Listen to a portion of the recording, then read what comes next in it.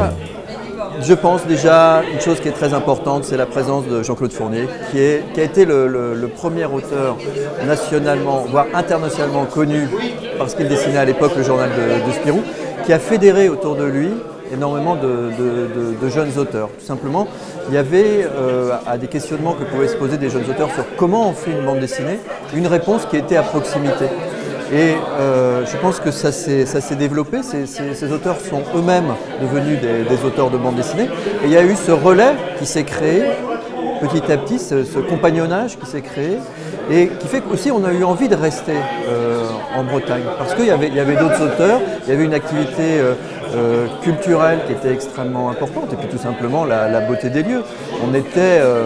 je pense que c'est une région qui porte à rester, et puis en plus si la création est là, si on a la possibilité de créer dans le pays, dans un pays aussi incroyable, ben on reste, voilà tout simplement. Donc quand j'étais plus jeune, je pense que j'étais peut-être un petit peu plus intéressé à raconter peut-être des histoires. C'était surtout les légendes bretonnes, je crois, qui m'intéressaient particulièrement, tout ce qui tourne autour de la légende de la mort, d'Anatole Le Braz. Et donc, mais plus tard, je crois que j'ai eu envie d'aller voir ailleurs. La Bretagne était le pays où j'habitais, où je me sentais bien pour créer, mais je n'avais pas, paradoxalement, envie de raconter des histoires qui se passaient en Bretagne. Disons que je pense que peut-être que mon regard ou mes envies de récit se passent ailleurs, se portent vers un ailleurs. Peut-être que, voilà, j'ai peut-être pas envie de parler de ce qui se passe autour de moi, enfin peut-être pas pour le moment, ça viendra peut-être un jour, peut-être plus tard.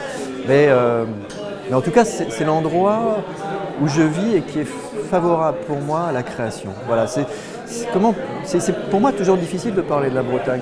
Simplement de parler d'un endroit où je suis bien, enfin je me sens de là, c'est un pays que je crois comprendre.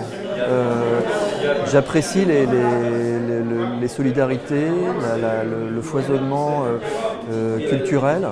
Je crois que la présence de la mer pour moi est importante. La mer, bon, je ne la vois pas tous les jours, mais elle est à 2 km de la maison. Et peut-être tout simplement le fait de savoir qu'elle est là, sur ce côté peut-être un peu rude aussi que peut avoir la Bretagne. C'est un pays qui a une identité, enfin voilà.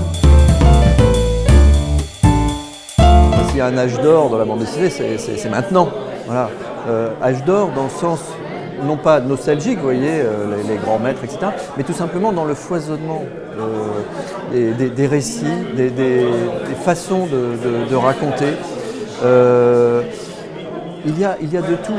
Effectivement, alors on peut critiquer, certains vont critiquer la surproduction, mais mettons qu'il y a 10% de ces bandes dessinées qui valent vraiment la peine. 10% de 5000 nouveautés par an, c'est énorme. Voilà. C'est-à-dire que chaque jour, on peut avoir un livre extraordinaire dans les mains. On peut tout faire en bande dessinée, on peut tout raconter. Et je crois que les jeunes générations se saisissent de ce support, sachant qu'on peut tout dire.